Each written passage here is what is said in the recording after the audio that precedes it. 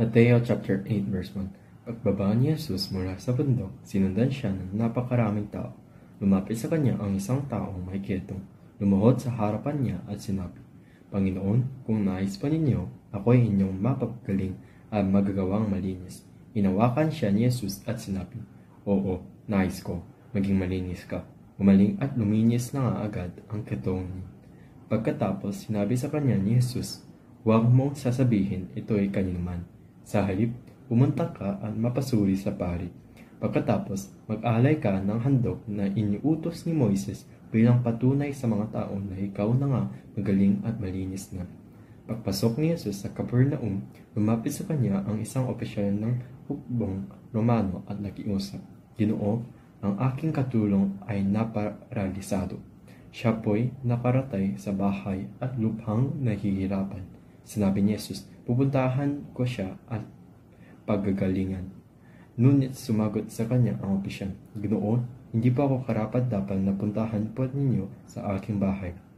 Sabihin lamang po ninyo at gagaling na ang aking katulong. Ako'y nasa ilalim ng mga nakakataas na pinuno at may nasasakupan ding mga kawal. Kapag iniutasan ko ang isa, pumunta ka roon, siya'y pumupunta.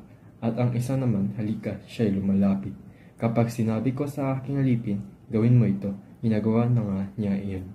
Namangahani si Jesus nang marinig ito at sinabi niya sa mga taong sumusunod sa kanya, Tandaan ninyo, hindi pa ako nagkakita ng gaytong kalaking pananampalataya sa buong Israel.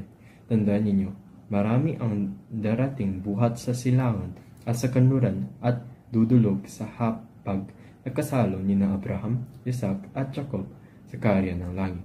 Ngunit ang mga taong dapat sanay kasama sa karyan at itatapon sa kadiliman, mananangis sila doon at mananangit ang kanilang mga ngipin. At sinabi ni Jesus sa opisyal, Umuwi ka na, mangyayari ang hinihilig mo ayon sa iyong pananampalataya. Sa oras ding iyon ay gumaling ang katulong ng kapitan. Pumunta si Jesus sa bahay ni Pedro na nakita niya roon ang biyenan nito na nakaratay at nilalagnat. Hinahawakan si Jesus ang kamay ng babae at nawala ang lagnat ito. Bumangon ang babae at naglikod kay Jesus. Nang gabing iyon, dinala kay Jesus ang maraming sinasapian ng mga demonyo. Sa isang salita lamang ay pinalayas niya ang masamang espiritu at pinagaling ang lahat ng mga karamdaman. Sa gayon, natupad ang sinabi ni Propeta Isaias. Inalis niya ang ating mga kahinaan, pinagaling ang ating mga karamdaman. Nang makita ni Jesus ang mga tao sa kanyang paligid, iniutos niya siya ng mga alagad na maghandang tumawid sa kabilang ibayo. Lumapit sa kanya ang isang tagapagturo ng kautusan at sinabi, Guro, sasama po ako sa inyo saan man kayo pupunta. Ngunit sumagot si Jesus, May mga lunga ang mga asong gubat at may mga pugad ang mga ipon. Ngunit wala man lamang matulungan o mapanghinaan ang anak ng tao. Isa naman sa mga alagad ay nagsabi sa kanya, Panginoon, maaari po bang umuwi muna ako upang ipalibay ko ang aking ama? Ngunit sinabi sa kanya ni Jesus, Sumunod ka sa akin at ipaubayo mo sa mga patay ang paglilibing ng kanilang mga patay. Sumakay si Jesus sa bangka kasama ng kanyang mga alagad. Habang sila'y naklalayag sa lawa, si Jesus ay natutulog. Biglang bumukso ang isang malakas na unos at halos matabunan ng mga alon ng ang bangka. Kaya nilapitan ng mga alagad si Jesus at ginising. Panginoon, iligtas ninyo kami, mamatay kami. Sinabi nila.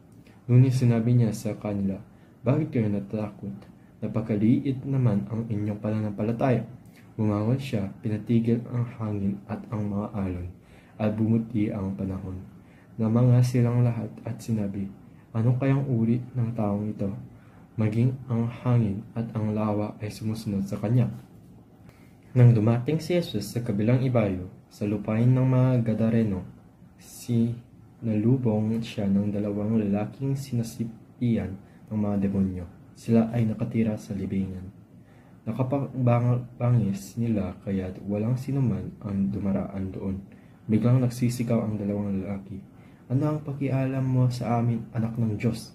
Nakaparito ka ba upang pahirapan kami kahit hindi pa panahon? Sa di kalayuan ay may malaking kawan, mga baboy na masisikain. Nakiusap sa kanya ang mga demonyo, kung palalayasin mo kami, papasukin mo kami sa mga baboy na iyon. Sinabi ni Jesus, sige, lumayas kayo. Lumabas sila sa dalawang lalaki at pumasok sa mga baboy. Ang buong kawan ay biglang tumakbo pupunta sa bangin, nahulog sa lawa at nalunod. Natakbuhan pupuntang bayan ang mga tagapag-alaga ng mga baboy. Pagdating doon, ipinamalita nila ang buong pangyayari, pati ang naganap ng mga lalaking sinasapian ng mga demonyo. Kaya lumabas ang buong bayan upang salubungin si Jesus. Pagpakita sa kanya, ipinakiusap nilang lisanin niya ang kanilang lupain. Amen.